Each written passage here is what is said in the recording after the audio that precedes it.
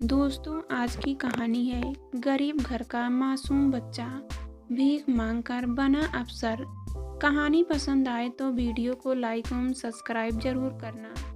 मेरी बेटी की शादी थी और मैं कुछ दिनों की छुट्टी लेकर शादी के तमाम इंतजाम को देख रहा था। उस दिन सफ़र से लौटकर मैं घर आया तो पत्नी ने आकर एक लिफाफा मुझे पकड़ा दिया। लिफाफा अनजान था, लेकिन प्रेषक का नाम देखकर मुझे एक आश्चर्य मिश्रित जिज्ञासा हुई।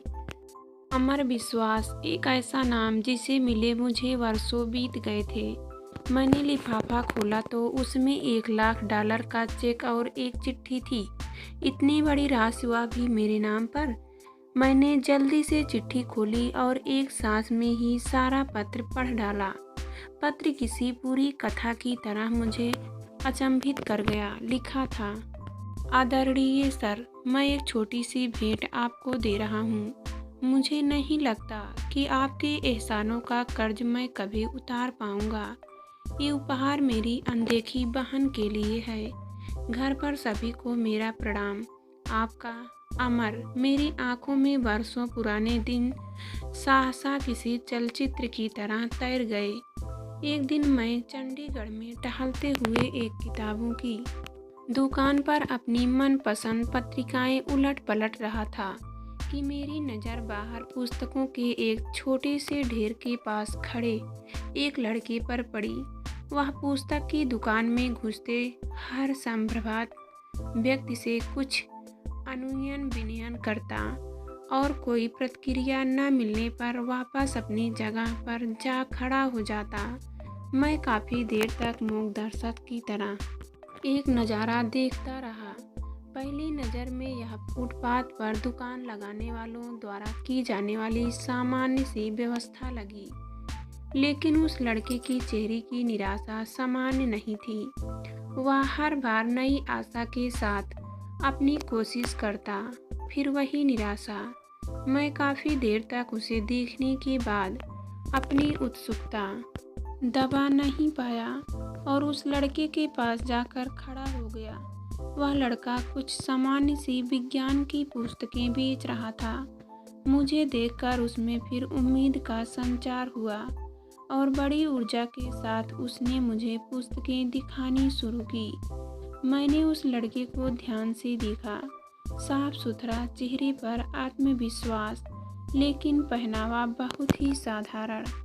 ठंड का मौसम था और वह केवल एक हल्का सा स्वेटर पहने हुए था। पुस्तकें मेरे किसी नाम की नहीं थी, फिर भी मैंने जैसे किसी सम्मोहन से बंध कर उससे पूछा, बच्चे, ये सारी पुस्तकें कितने की हैं? आप जो दे देंगे? लड़का थोड़ा निराश होकर बोला, तुम्हें कितना चाहिए? उस लड़के ने यह समझना शुरू कर दिया कि मैं अपना समय उसके साथ गुजार रहा हूँ।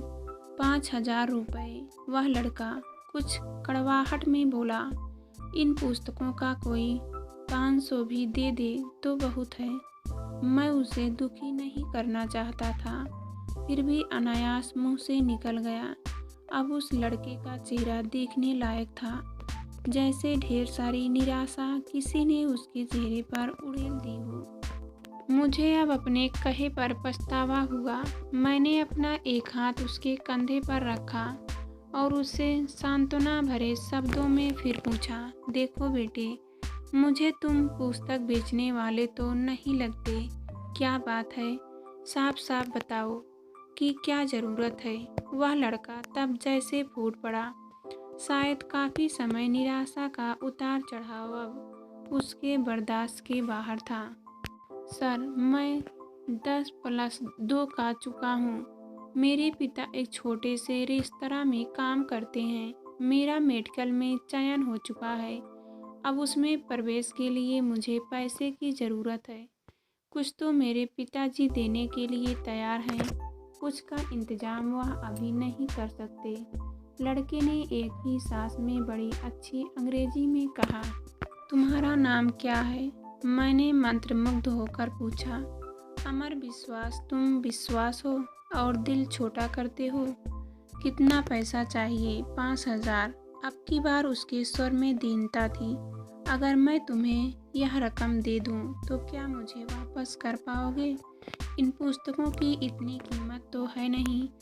इस बार मैंने थोड़ा हंसकर पूछा। सर, आपने ही तो कहा कि मैं विश्वास हूँ। आप मुझ पर विश्वास कर सकते हैं। मैं पिछले 4 दिन में यहाँ आता हूँ। आप पहले आदमी हैं जिसने इतना पूछा। अगर पैसों का इंतजाम नहीं हो पाया तो मैं भी आपको किसी होटल में कंप्लेंट धोता हुआ मिलूंगा। उसके स्वर में अपने भविष्य के डूबने की आशंका थी। उसके स्वर में जाने क्या बात थी जो मेरे जेहन में उसके लिए सहयोग की भावना तैरने लगी। मस्तिष्क उसे एक जालसाज से ज़्यादा कुछ मानने को तैयार नहीं था, जबकि दिल में उसकी बात को स्वीकार करने का स्वर उठने लगा था। आखिर में दिल जीत गया। मैंने अपने पर्स से 5,000 रुपये निकाले, जिनको मैं शेयर मार्केट में निवेश करने की सोच रहा था। उसे पकड़ा दिए। वैसे इतने रुपए तो मेरे लिए भी मायने रखते थे, लेकिन न जाने किस मोह ने मुझसे वह पैसे निकलवा लिए। देखो बेटे, मैं नहीं जानता कि तुम्हारी बातों में, तुम्हारी इच्छा शक्ति में कितना दम है, लेकिन मेरा दिल कहता है कि तुम्हारी मदद करनी चाहिए, इसलिए कर रहा हूँ। तुमसे 4-5 साल छोटी मेरी बेटी भी है मिनी। सोचूंगा उसके लिए ही कोई खिलौना खरीद लिया।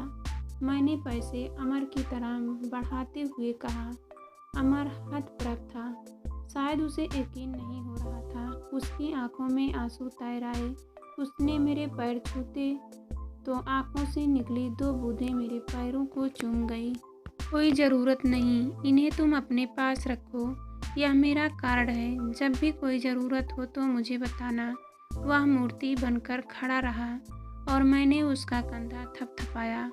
कार स्टार्ट कर आगे बढ़ा दी। कार को चलाते हुए वह घटना मेरे दिमाग में घूम रही थी और मैं अपने खेले हुए के बारे में सोच रहा था, जिसमें अनिश्चितता की ही ज़्यादा थी। कोई दूसरा सुनेगा तो मुझे एक भावुक मूर्ख से ज़्यादा कुछ नहीं समझेगा। अतः मैंने यह घटना किसी को न बताने का फैसला किया। दिन गुजरते गए। अमर ने अपने मेडिकल में दाखिले की सूचना मुझे एक पत्र के माध्यम से दी। मुझे अपनी मूर्खता में कुछ मानवता नजर आई। एक अनजान सी शक्ति में या कहे दिल में अंदर बैठे मानो ने मुझे प्रेरित किया कि मैं 1,000-2,000 रुपये उसके पत्ते पर फिर भेज दूं।